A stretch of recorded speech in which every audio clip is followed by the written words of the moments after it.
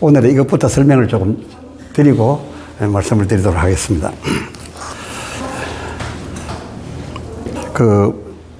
제1번의 마태복음 6장 5절로 8절이 있습니다. 또 너희가 기도할 때에 외식하는 자와 같이 되지 말라. 저희는 사람에게 보이려고 회당과 큰 거리 어귀에 서서 기도하기를 좋아하느니라. 8절에 그러므로 저희를 본받지 말라. 구하기 전에 너희에게 있어야 할 것을 하나님 너희 아버지께서 아시느니라. 근데 이게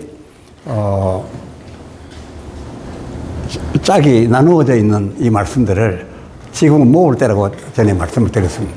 여호와의 신으로 모아주심을 입어야 되는데, 우리가 하고 있는 이 주기도문에 연관해서 앞뒤 좌우에 그때 같이 한 맥락으로 하신 말씀이 있습니다. 한 줄기 말씀인데 이것을 각각 논아서 우리가 해석하기 때문에 주기도문의 참뜻을 그릇 헤아릴 수 있었다. 그릇 헤아려서 교회 안에서 주기도문 순서를 갖게 되면 문 밖에 서서 기다리시는 중에, 문을 두드리는 중에 성령으로 하시는 말씀을 듣고 문을 열면 들어와서 너희와 더불어 먹고 마시겠다 해서 들어오신 주께서 이 주기도문 제대로 못 표현하는 것 때문에 주님이 슬그머니 어쩔 수 없이 되돌아 나가실 수밖에 없는 이런 일이 벌어질 수 있기 때문에 이제 모든 짝을 모아서 설명을 드려볼까 합니다. 그런데 지금 이 주기도문 바로 앞에 있는 마태복음 6장 5절로 8절 이 얘기가 어디서부터 출발되느냐면 그 앞서서 다음 4번 2페이지, 여러분의 2페이지 4번 누가복음 11장 1절로 4절 예수께서 한 곳에서 기도하시고 마치심에 제자 중 하나가 여짜오되 주여 요한이 자기 제자들에게 기도를 가르친 것과 같이 우리에게도 가르쳐 주옵소서. 그래서 가르쳐 주옵소서라는 여기서부터 이 주기도에 대한 이렇게 하나 쭉 나오게 됩니다. 그런데 이제 이 누가는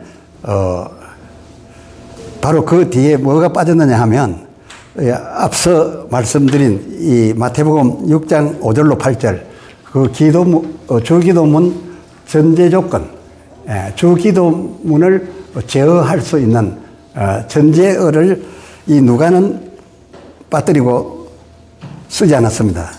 그래서 그 누가복음 11장 1절로 그 4절 보면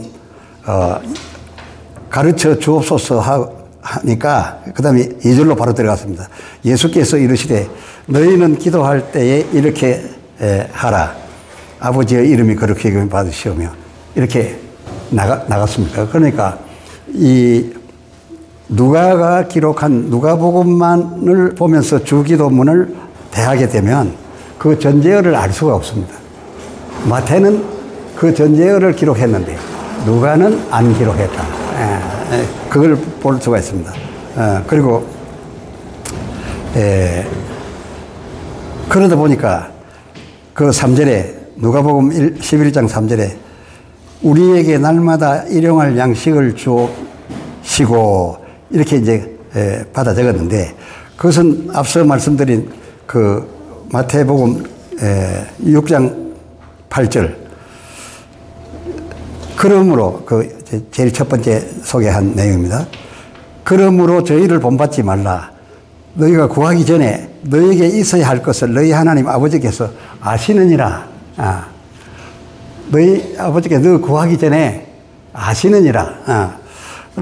라고 했기 때문에 그 다음에는 다 아시는데 다 알고 미리 준비해 줬는데 일용할 양식을 주옵시고 이렇게 우리가 합창을 한다.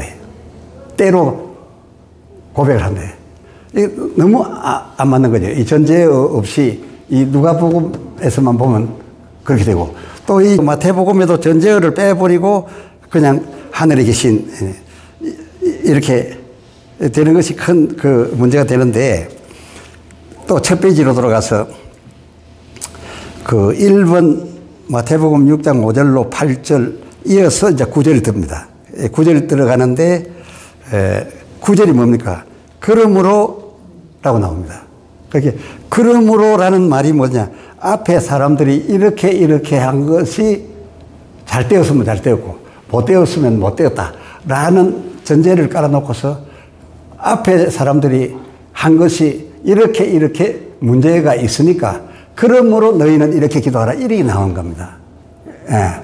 그러니까 이 주기도문, 그리고 나서 이제 하늘에 계신 우리 아버지가 나오는데, 이 주기도문을 들어가기 전에 그러므로 너희는 이렇게, 적어도 그 마태복음 그 6장 9절로 13절에 나오는 이 주기도문을 말할 때 정직하게 9절 상반절부터 그러므로 너희는 이렇게 기도하라 이만 적어 놓고 하늘에 계신 우리 아버지가 이렇게 했으면은, 그러므로가 뭘 어떻게 하라는 뜻인가, 이 기도를 어떻게 하라는 뜻인가를 설명해 주는 그런 무로가 있을 줄로 아는데, 우리가 그 찬송가에 보면 사도신경하고 주기도문하고 탁 발치하기를 그 앞에 있는 그러므로 너희는 이렇게 기도하라를 까지도 빼버렸어요.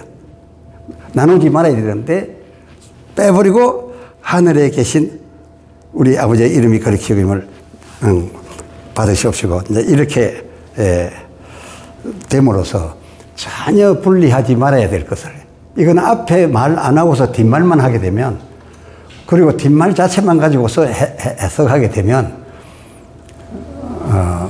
주님이 원하시는, 주님이 들으시는 기도가 안 된다. 그것을 오늘 설명을 드려가려고 하고요. 제가 아쉬운 것은 주기도문 발치할 때 하늘에 계신 우리 아버지부터 들어가지 말고 그 상반절 그러므로 너희는 이렇게 기도하라 라고 했으면은 그 앞부분을 자연적으로 찾아보게 돼 있다. 문학을, 국문법을 조금만 알아도 그렇게 돼 있죠. 그 앞에 거를 기반하지 않고 뒤에 것 하면 딴 소리를 하게 됩니다. 그분 예수님, 우리 주님께서 받으시고자 하는 기도가 안 되는 겁니다. 그걸 오늘 제가 살펴드리려고 하고요. 그 다음에 이 누가복음, 마태복음에 나와 있는 주기도문과 관계해서 앞뒤로 나와 있는 말씀에 그 3번 마태복음 6장 14절로 15절 그렇게 쭉 연결되지요. 13절까지 있고 14절 들어가니까, 너희가 사람의 과실을 용서하면 너희 천부께서도 너희 과실을 용서하시려니와 너희가 사람의 과실을 용서하지 아니하면 너희 아버지께서도 너희 과실을 용서하지 아니하시리라. 이 구절을 보니까 주님께서 비유로 하신 말씀 중에 뭐가 생각납니까? 1만 달란트 단감해 주었는데 제게 100데나리온 빚진 자를 용서해 주지 아니하니까 단감해 주었던 1만 달란트의 효력이 정지되고 저를 옥에 갖다 가둬라. 이 얘기가 그 얘기입니다. 그 뒤에 이렇게 말씀해 주었는데도 1만 달란트 비유까지 해서, 그게 무슨 말이냐면 일단은 우리가 사하여 주옵소서 해서 우리 요청을 듣고 사하여 주시는 하나님이 아니라, 하나님께서 먼저 제가 갚을 능력이 없는 것을 아시고 정제되어 왔는데 도무지 갚을 능력이 없는 줄 아시고 탕감을 100% 해주었다. 그러니까 탕감받은 의인입니다. 탕감받은 무죄인, 의인이 된 사람들은 어떻게 해야 그 탕감이 유지가 된다고요? 제게 빚진 자들에게도 늘 자기가 탕감받은 것을 생각해서 그 빚진 자들에게 함부로 요구하지 말고 용서를 계속 해 나가는 동안에 그 1만 달란트 탕감이 계속 유지된다. 그리고 그 사하여 주신 것은 그 빚진 자 1만 달란트 빚진 자가 먼저 요구해서 사해달라고 해서 아무것도 없는 것처럼 해 주신 것이 아닙니다. 기다려 주소서 갚으리이다. 근데 이 1만 달란트는 기다려 준다고 갚아집니까? 전혀 안 되는 불가능한 거죠. 그런데 이 1만 달란트를 죄 없이 해줌과 같이 용서해 줘서 의인을 만들어준 하나님의 이 심판이, 이 재판 문이, 판결 문이 뭐 할 때는 지속되느냐? 나는 죄인이었사온데 하여튼 갚아가겠습니다. 아직도 다 못 닦았고 평생 갚아도 못 갚아 죽는 날까지 갚겠소이다 라고 하면은 1만 달란트는 저의 것이 된다. 그리고 우리가 천국 들어가려면 1만 달란트 빚갚음을 받은 자 되어서 들어가야 되니까 천국 들어갈 때까지 어떤 자가 돼야 됩니까? 교만한 자 되면 안 되겠죠. 다른 사람 죄 지었다고 그거 따져서는 안 되겠죠. 그러니까 용서해 줘야 되는데 우리 주기도문만 우리 해석하다 보면은 우리에게 죄 지은 자를 사하여 주었사오니 준 것 같이 하나님이 내 죄도 사하여 주옵소서. 우리 말 듣고 응답으로 사해 주시는 것처럼 되어 있어요. 기본이 그게 아닙니다. 그러니까 이 앞 뒤에 연결된 내용을 빼고 이 주기도문을 읽으면 죄 사해 주시는 것은 우리 말 듣고 하나님이 응답해 주시는 걸로 여기는데 아닙니다. 하나님이 먼저 사하여 준 것을 인정하고 끝까지 갚으리다라는 자세를 갖고 나가면 되는 것이다. 우편 강도와 좌편 강도 하나는 전국 바로 그날로 나그네 들어가고 하나는 실패하게 되죠. 그 차이가 뭡니까? 죽을 죄를 짓고 내가 지금 죽고 있는 이 죽음은 마땅한 것이다 라고 하는 우편 강도. 예. 그리고 좌편 강도는 그걸 마땅한 것으로 여기지 아니하고 예수 보고 나를 살려, 너도 살고 나도 살려달라. 이래도 이게 멸망하는 거죠. 그래서 우리가 빚을 다 갚아서 본인이 절대 다 갚을 수 없는 1만 달란트 빚입니다. 그러니까 우리가 해야 될 일은 죽는 날까지 죄인으로소이다. 죄인이 주의 은혜로 의인되어 있을 따름입니다. 죄인이 무슨 말을 하겠습니까? 해서 우리가 하나님이 우리를 사하여 주신 것처럼 우리도 이웃을 당연히 우리가 인간적으로 용서하였사오니 우리 죄를 사하여 주옵소서 이렇게 기도문으로 번역할 것이 아니라 우리 사하여 주신 죄를 사함이 유지되게 해 주시옵소서. 이런 개념을 가지고서 주기도문을 성도들에게 가르쳐야 된다. 용서, 사함까지도 내가 요구하면 하나님이 다 해주시는 걸로 그렇게 여기서는 안 된다. 그리고 또 누가복음 11장 9절로 13절에 아까 누가복음 11장 1절 4절 말씀을 드렸는데 6번에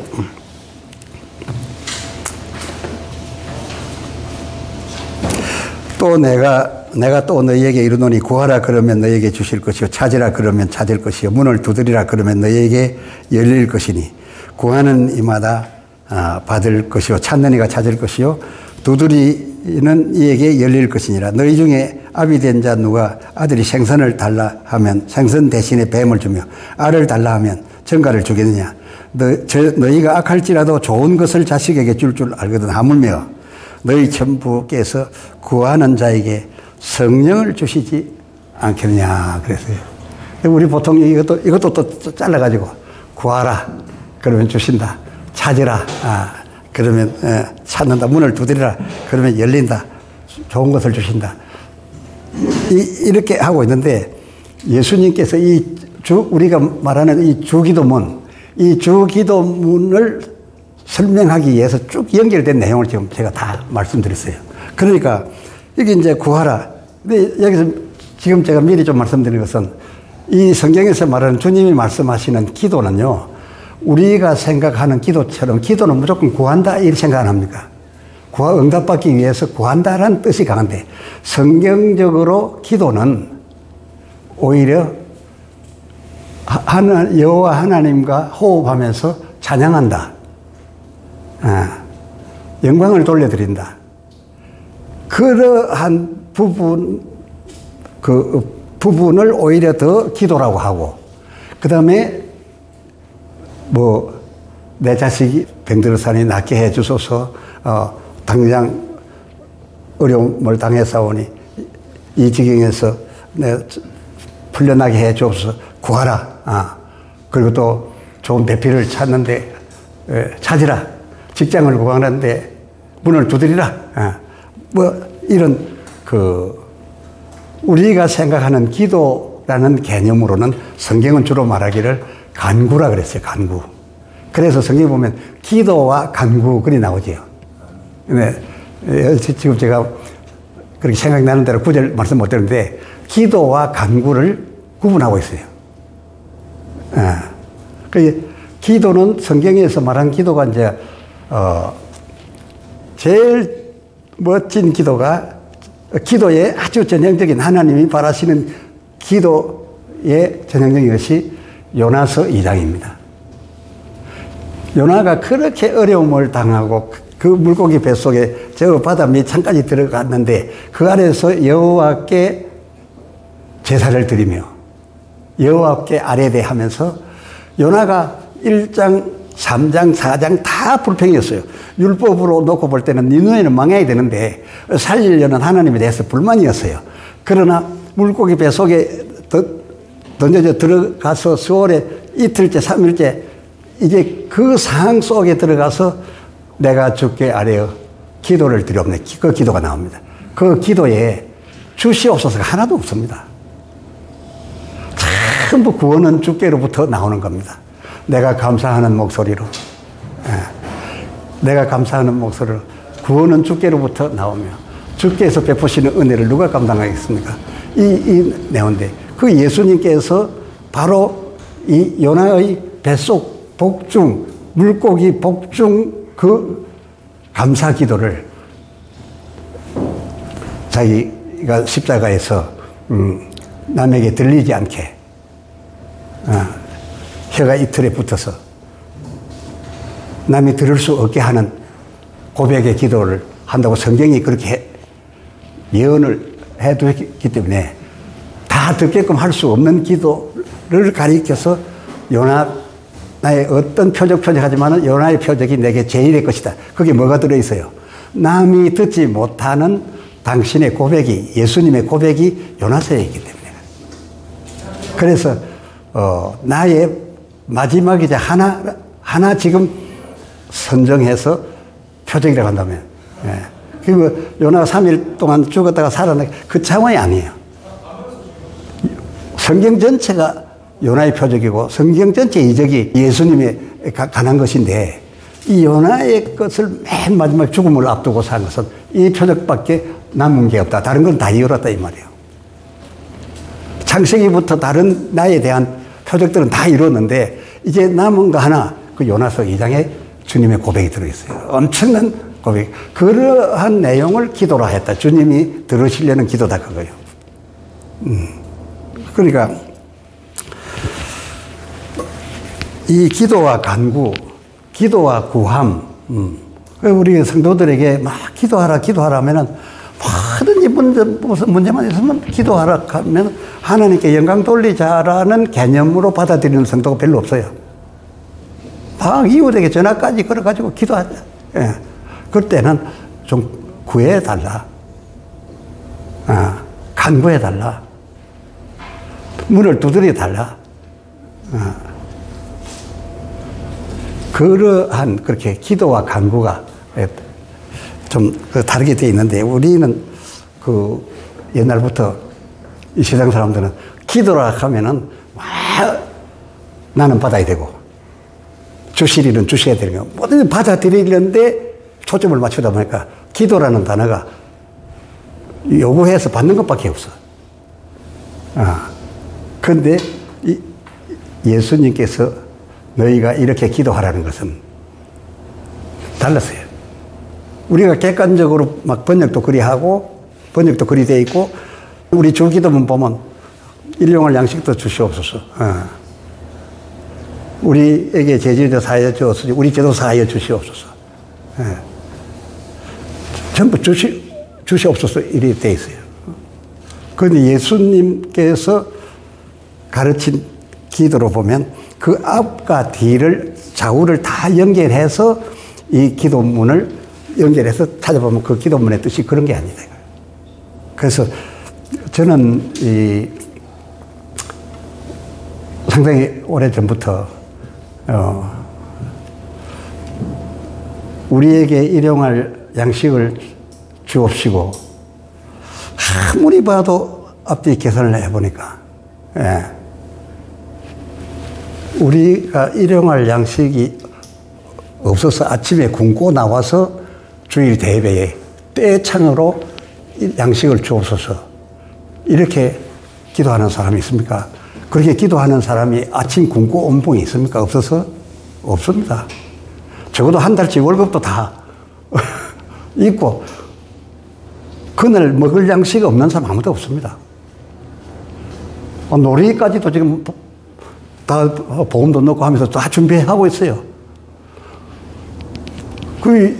그래서 예수님께서 저들 이방인들이 하듯이 그렇게 주문 외우듯이 자기 신앙생활 다 한 줄 알고 절대 그리 하지 말라. 그러면서 첫 마디가 무슨 말씀입니까? 하늘에 계신 우리 아버지여라고 했어요. 이 하나님 다르고 아버지 달라요. 이게 다른 신이라는 뜻이 아니라 우리가 아버지라고 말한다 하면은 일용할 양식을 주옵시고가 절대 안 맞지요. 아버지는 자식이 일용할 양식을 구하기 때문에 한 끼분 주고 한 끼분 주는 게 아버지가 아닙니다. 아버지라는 뜻이 뭡니까? 아버지라는 뜻은 알아서 자가 안 굶고 공부도 다 하고 잘 커서 좋은 배필 만나서 성공하도록 바라는 이것 때문에 자기 목숨을 걸고 일합니다. 그게 아버지입니다. 그러니까 이 앞에 나온 전제어를 보면은 제일 첫 번째 제가 말씀드리는 거는 너희가 기도할 때 외식하는 자와 같이 되지 말라. 저희는 사람에게 보이려고 회당과 큰 어기 거리에 서서 기도하기를 좋아하느니라. 내가 진실로 너희에게 이르노니 저희는 자기 상을 이미 받았느니라. 이게 무슨 말입니까? 이 첫 마디를 보면은 이 주기도문은 기본적으로 대예배 순서용이 아니구나 하는 걸 알 수 있어요. 거리 어기에 회당에 나가서 사람에게 보이려고 거창한 기도를 한다 그래요. 그러면 그 기도한 사람 보고 오늘 기도가 은혜됐다느니 오늘 아무개 장로님이 기도했다. 한 뱃을 한 것처럼 여기는데 이미 저는 상 다 받았다 해요. 이거는 거리에 서서 어리에 많은 사람이 있을 때 하는 회당에 가서 하는 기도가 아니다. 저들은 그렇게 한다 그거예요. 이제 대비해서 너희는 그렇게 하지 말라 하고 주기도문이 시작된 겁니다. 그런데 이걸 하는 것이 저들과 똑같아요. 6절에 너는 기도할 때에 내 골방에 들어가 문을 닫고 은밀한 중에 계신 내 아버지께 기도하라. 은밀한 중에 보시는 내 아버지께서 갚으시리라 했어요. 그러니까 그리고서 가르쳐 주신 이 주기도는 잘만 한다면, 즉 말하자면 대예배 공중용 칭찬받을 대표기도 오늘 누구 주보에 나오고 그게 아니에요. 이 주기도문은 은밀한 가운데 골방에 들어가서 내 식구도 모르게 조용히 해봐라. 하나님이 일일이 들으시고 갚아주실 거다. 갚으시리라 했어야죠. 그러니까 이거는 골방기도 그렇다고 해서 대예배에 하지 말라는 뜻은 아닙니다. 지금 하고 있는데 그러다 그러면 제가 남아있는 사역기간도 다 못할 수 있으니까 그게 아니라 이 내용을 주님께서 주신 이 본 뜻에 기반해서 대예배의 성도들로 하여금 주기도를 하게 해라 그 말입니다. 그렇게 하지 아니하면 그 전제한 이미 상 받은 사람들과 뭐가 다르겠냐 그거예요. 이 주기도 가운데 이런 말이 있잖아요. 우리가 우리에게 죄지은 자를 사하여 준 같이 우리 죄를 사하여 줍시오 이 나오는데, 우리라는 단체에게 어떤 우리라는 단체가 죄를 지었습니까? 그런 거 없죠. 여기 하나님을 우리 아버지라 하는 사람들 안에서 하는 얘기입니다. 왜냐? 회당에 모인 사람이니까. 주일 대회에 나오는 사람들이니까. 그러니까 그런 사람들한테 우리가 우리에게 죄를 사해 준 같이, 보세요. 이거는 하나님을 우리 아버지라 하는 우리 덩어리가 죄를 짓고 갑이 되고 죄지은 을이 있고 한 것이 아니라 우리들 중에 갑을이 있다 그거예요. 우리 성도들 중에, 이거는 매주일 이런 일은 날도 아니에요. 한 1년 혹은 6개월 이렇게 지나다 보면 성도끼리 이 마음 편해지는 일이 생겨. 예. 뭐를 빌려가서 안 갖다 줄 수도 있고, 또 뭐 뒷담화로 좀 했다든지 무슨 일이 생겨. 그러면은 그것에 대하여 내가 저를 용서하였사오니 저의 하늘에 기록된 죄를 사하여 주소서. 이게 무슨 말이냐면, 갑과 을이라 할게요. 을이 갑에게 죄를 지었다 그겁니다. 갑에게 죄를 지었으면 이제 갑은 을을 자기한테 죄 지은 죄인으로 봅니다. 하나님께서 을이 갑에게 죄 짓는 순간에 죄 지었다는 걸 아실까요, 모를까요? 막연하게 그냥 아실 거라 이렇게 얘기하지 말고, 하나님은 우리 인생이 날 때부터, 마태복음 18장 10절인가 내가 요새 좀 가물가물해요. 어린 소자 하나가 태어날 때부터 하나님은 천사를 파송해서 모든 것을 매일 배합한다고 해요. 잘해주는 사람도 보고 올리고 못하는 사람도 보고 올리고. 그러니까 이 죄는 을이 갑에게 이 땅에서 죄를 지었지만은 동시에 하늘나라 그 사람 생명록에 죄로 기록이 된다 그 말이에요. 이건 전혀 빠질 수가 없습니다. 하나도 안 놓칩니다. 모든 인생에게 삼가 소자 하나에게도 함부로 하지 마라. 모든 어린 아이 날 때부터 저희 천사들이 항상 하나님께 배알하느니라. 그렇게 되어 있잖아요. 그러니까 땅에서 우리끼리 죄 짓는데 우리끼리 죄인으로 여기고 마는 것이 아니라 동시에 하늘나라 죄기록책에 그 사람 을에게 얼마치 죄 딱 나온다 그 말이에요. 근데 하나님께서 뭐라 했어요? 너희끼리 갑을 간에 죄 지었던 것을 용서해주고 말고 하는데 안 해주고 너가 메고 있으면은 하늘에서 죄라고 써놓은 것도 절대 풀어줄 수 없다. 왜? 죄 당사자 너희니까. 당사자가 용서를 안 해주는데 내가 그 사람이 다른 면으로 충성을 많이 하니까 다 씻어주고 싶지만은 네가 안 풀어주면 내가 못 푼다. 그거 아닙니까? 예. 그러한 것 때문에 을이 나에게 죄를 지었사온데 내가 용서를 해 주었습니다. 왜 용서를 했겠냐? 아까 말씀드렸지. 사실 내가 1만 달란트 탕감받은 자인데 내 주지 100데나리온 빚졌다고 이 아깝다라고 저를 멱살로 잡아 끌고 옥절에다 가두는 게 이게 말이 되나? 하나님의 크신 은혜 때문에 그 은혜를 유지하려고 제가 사하여 주었사오니 아버지여, 하늘에 기록된 을의 장부책에서 을의 생명록에서 그 죄를 동시에 풀어주시옵소서. 그리고 우리가 우리에게 죄지자를 사하여 주었으니 내 죄를 사하여 주옵소서. 하나님에게 내가 이리 했으니 내 죄 사해야 됩니다. 이게 아니라는 거예요. 우리 그런 식으로 기도하면 우리가 하나님보다 더 높게 해요. 그래서 을에게 사하여 준 거를 하나님 앞에 시간 안 보내고 빨리 기도를 올리라는 거예요. 내가 사해 줬습니다. 우리끼리 해결이 다 됐으니까. 하늘책에 아무게 을 집사 제하여 주시옵소서. 거기 우리 팀 중에 누구의 죄를 사해 주시옵소서. 그런 개별적인 것이 우리 속에 우리라는 공동체 안에 공동체가 죄지은 게 아니라 공동체 안에 갑을병정 이렇게 죄 짓고 풀고 한 것을 내가 풀어주었을 때는 즉시 하나님 앞에 기도를 드려서 풀어싸우니 하나님도 사하여 주옵소서. 그 의뢰죄를 사하여 주옵소서. 이런 기도를 하는데 대회에 나와가지고서 회당에서 모든 사람 보는 데서 우리 중에 을집사가 갑집사에게 죄를 지었는데 갑집사가 을집사의 죄를 사하여 싸우니 하늘에 계신 아버지여 우리 죄를 사하여 주소서. 이렇게 기도해서 되겠냐고요. 자기 가족도 모르게 은밀하게 하라는 거예요. 예수님이 이 주기도 참 뜻은 자기 가족이나 웬만하면 부부도 모르게 남의 사생활에 대해서 사하여 준 것을. 왜? 하나님이 우리 죄를 사해 주시고 동네방네 자랑합니까?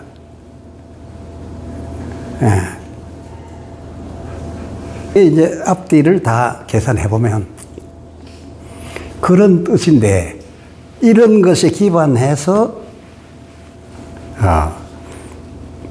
주기도문을 교회에서 순서 중에 하려거든 성도들로 하여금 이런 기반 위에서 주기도를 하게 해야 되지. 앞뒤 다 잘라버리고 우리가 지금 하는 것처럼 뭐든지 구한다. 그러면 문 밖에 서서 문을 두드리시는 주님,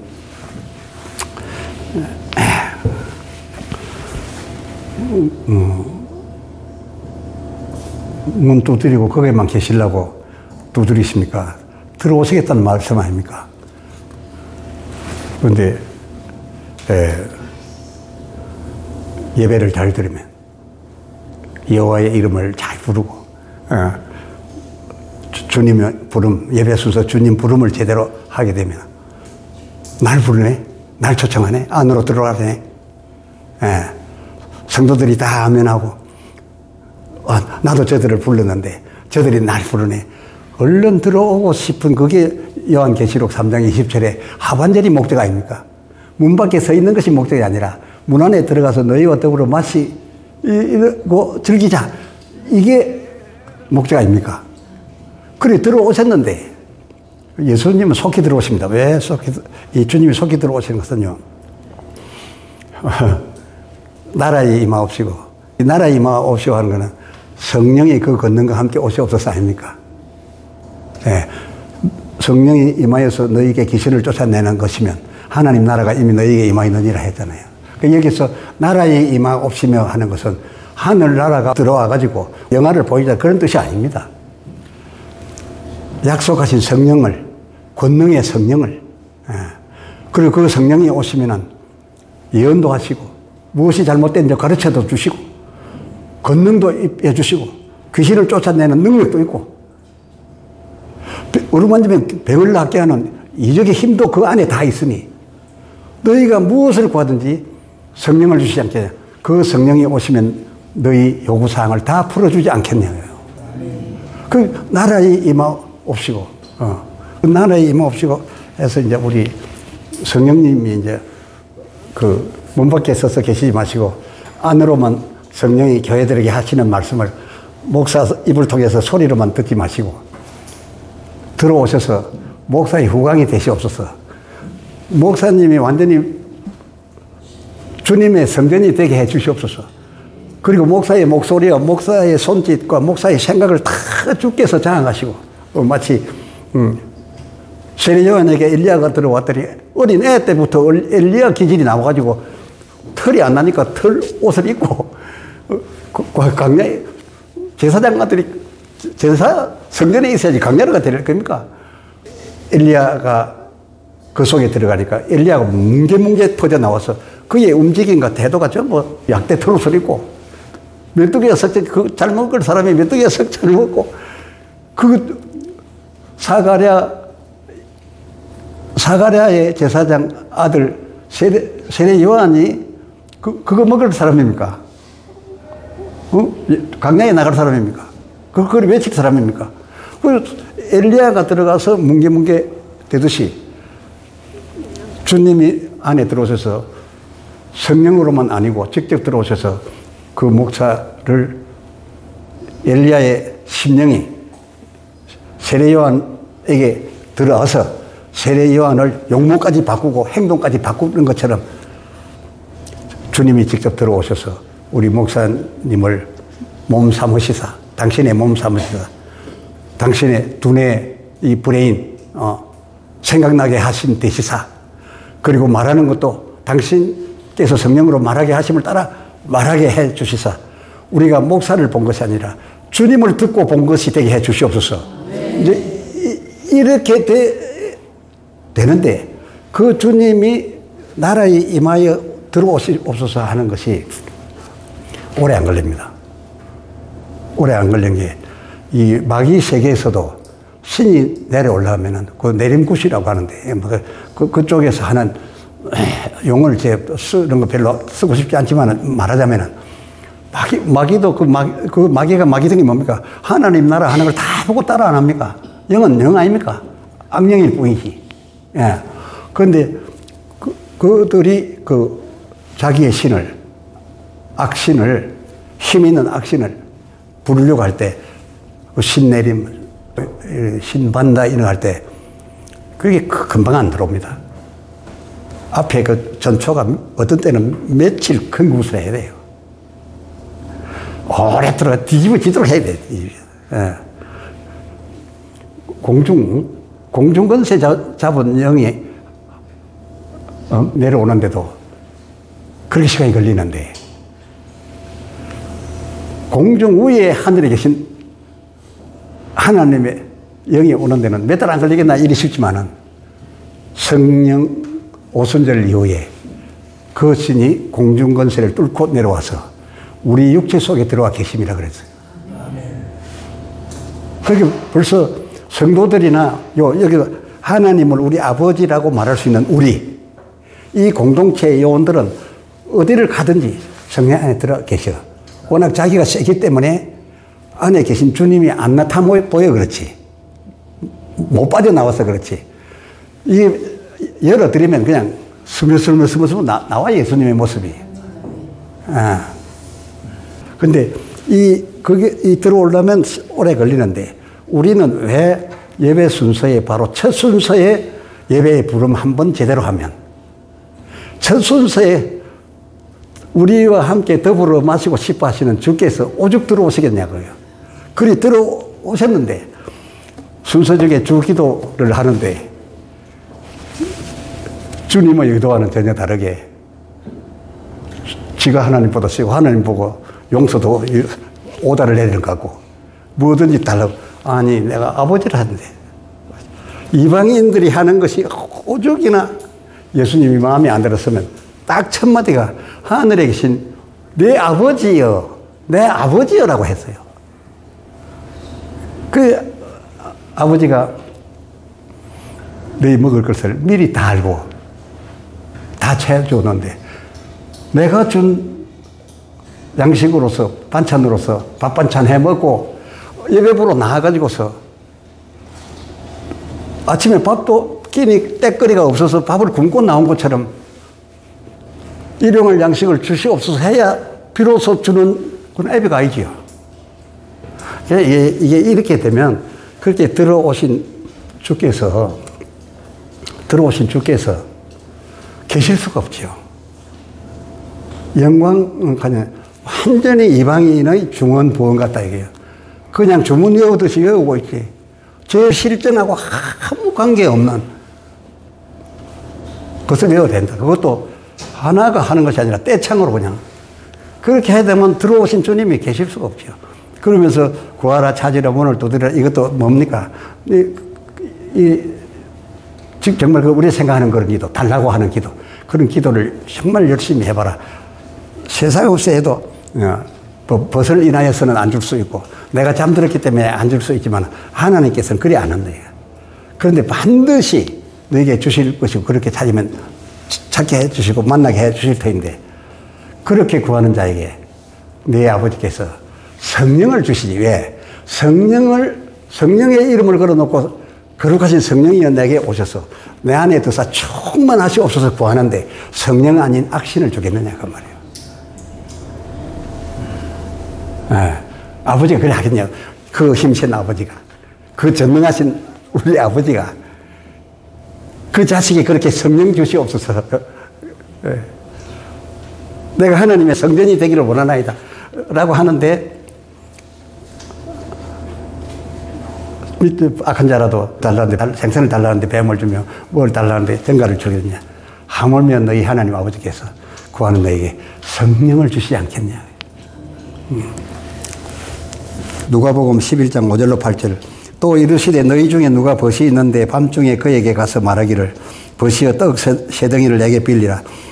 내 벗이 여행 중에 내게 왔으나 내가 먹일 것이 없노라 하면 저가 안에서 대답하여 이르되 나를 괴롭게 하지 말라. 문이 이미 닫혔고 아이들이 나와 함께 침소에 누웠으니 일어나 내게 줄 수가 없노라 하겠느냐. 그렇게 할 수 없다는 거예요.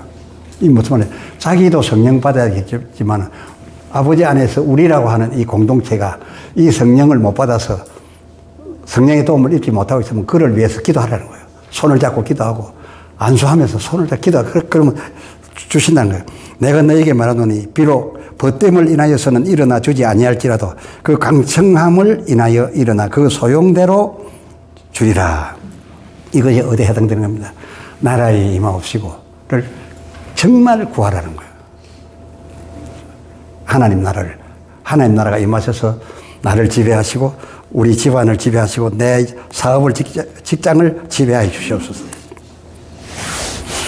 그래서 성령이 오시면 모든 것이 해결해 주실 것이다.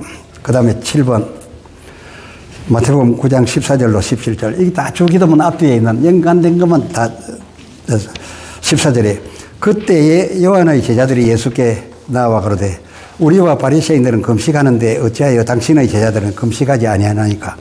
예수께서 저희에게 이르시되 혼인집 손님들이 신랑과 함께 있을 동안에 슬퍼할 수 있느냐. 그러나 신랑을 빼앗길 날이 이르니 그때에는 금식할 것이니라. 그렇습니다. 금식은 신랑이 아직 오기 전에 신랑이 와야 해결이 되기 때문에 그래서 금식하면서 저들은 기도해서 그 기도에 대해서 하늘에 계신 내 아버지께서 나를 보내었느니라.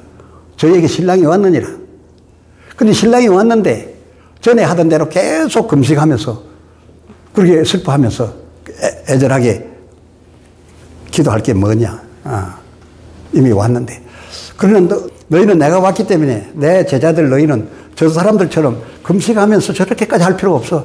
그러나 그 금식이 틀렸다는 것이 아니라 금식할 조건이 생기면 하라는 거예요. 그런데 내가 왔을 때 신랑이 와 있는데 금식할 일이 아니다. 그 이전에는 금식한 게 맞았다. 근데 내가 왔다 지금 너희는 내하고 같이 있다. 그 금식할 게 뭐냐. 즐기지. 너희와 더불어 내가 맞지. 그러나 조금 있으면 신랑을 빼앗길 날이 오리니 신랑이 죽고 십자가에 죽음을 당하고 하늘나라로 올라가게 되면 떠나가죠. 언제 옵니까? 조금 있으면 온다. 지켜보시냐? 아니야. 또 다른 보혜사로 온다. 그렇게 약속이 되어 있다.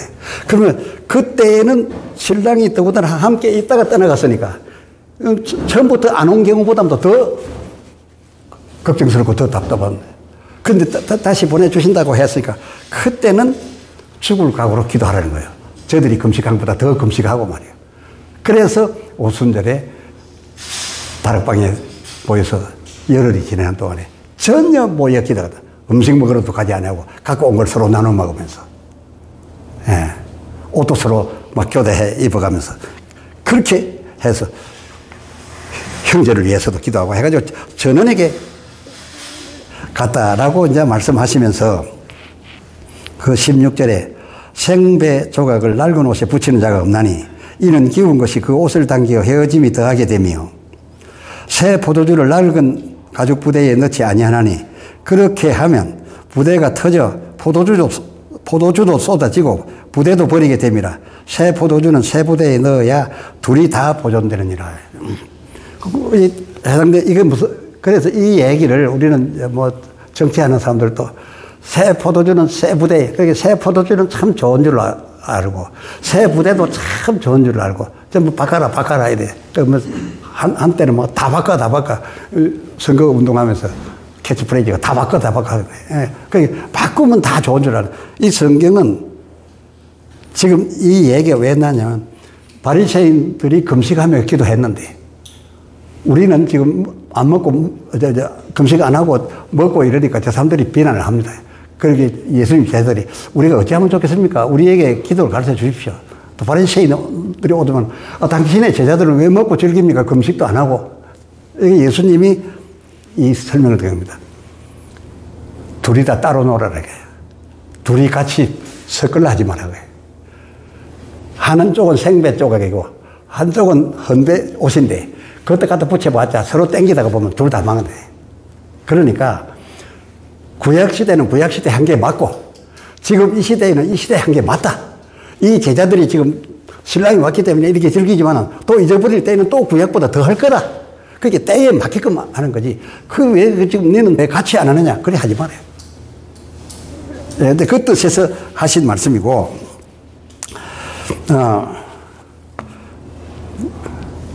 근데 보통 다 이제 새 포도주는 새 부대에 넣어야 보존이 된다. 맞습니다. 새 포도주는 좋은 술이 아니에요. 이제 막 담갔기 때문에 푹푹푹푹해요.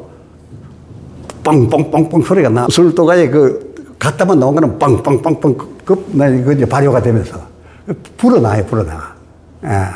그래서 불어납니다. 그러면은 옛날에 있던 바짝 마른 가죽 부대에 넣으면 다 늘어날 만큼 늘어나고 굳어가지고 탄력성이 없으니까 가득 부어가지고 가득 돼서 묶어두면은 이 안에서 불어나니까 좋은 가죽 부대에 좋은 그릇이 용기인데 그 당시 용기가 최고 용기인데 가죽 용기가 터져버린다. 그러면 터지면 뭡니까? 술도 쏟아지고 부대도 못 쓰게 되니까 새 포도주랑 그래 하지 말라고. 그 예수님이 하신 말씀은 새 포도주는 새 부대에나 넣어야지. 새 부대는 늘어나니까. 새 포도주는 수준이 낮으니까 새 부대에나 넣어야지. 오래된 그릇에 넣었다가는 둘 다 망가진다. 이런 뜻으로 이제 설명을 했어요. 그러니까 융통성을 좀 발휘해야지. 옛날 예수 이전의 때에 사람들은 이전에 그 사는 보수를 하는데 보수와 새로운 시대에 신랑을 맞이한 사람들이 하는 것을 더불어 하려고 생각하지 마라. 그들은 그들대로 그때에 맞았고 그때 틀린 게 아니에요. 그때는 그래서야 맞았고 지금은 즐겨야 하고 파티를 즐겨야 맞고 또 떠나가면 전에 그때 했던 것처럼 그게 그 시기에 따라 하는 거지. 누군 틀렸고 누군 맞고 이게 아니다. 그 다음에 마지막 8번 누가복음 5장 33절로 39절. 저희가 예수께 말하되 요한의 제자는 자주 금식하며 기도하고 바리새인의 제자들도 또한 그리하되 당신의 제자들은 먹고 마시나이다. 전부 이 주기도문하고 다 연관된 얘기입니다. 이거 안 버려야 주기도문을 바로 해석할 수 있다 그겁니다. 예수께서 34절 저에게 이르시되 혼인집 손님들이 신랑과 함께 있을 때에 너희가 그 손님으로 금식하게 할 수 있느냐? 그러나 그 날에 이르러 저희가 신랑을 빼앗기리니 그 날에는 금식할 것이니라. 36. 또 비유하여 이르시되 새 옷에서 한 조각을 찢어 낡은 옷에 붙이는 자가 없나니 만일 그렇게 하면 새 옷을 찢을 뿐이야. 또 새 옷에서 찢은 조각이 낡은 것에 합하지 아니하리라. 쭈그러져 버린다. 못 쓰게 된다. 그렇게 하지 마라. 더블을 하지 마라. 그건 따로따로 형편에 따라서 놀아라. 똑같은 얘기 나옵니다. 어느 술이 좋은가 보세요. 37절에 새 포도주를 낡은 가죽 부대에 넣는 자가 없나니 만일 그렇게 하면 새 포도주가 부대를 터뜨려 포도주가 쏟아지고 부대도 버리게 되리라. 새 포도주는 새 부대에 넣어야 할 것이니라. 여기까지만 읽고 새 포도주가 좋고 새 부대가 좋은 줄 압니다. 그때도 그래야 하고 있으니까 예수님이 그 39절을 덧붙여 넣었어요. 묵은 포도주를 마시고 새 것을 원하는 자가 없나니 이는 묵은 것이 좋다 함이니라. 그러니까 이 주께서 하신 말씀을 한 설교를 한 주제로 했으면 처음부터 끝까지 듣고 그 속에 있는 내용이 뭔지를 전부 그 기반해서 서로 우리가 부분별 설교를 해야 될 텐데 또 뚝뚝 하나씩 잘라가지고서 설교를 했다니까, 뭐, 사방 흩어져 갔다. 휴식하고 합시다.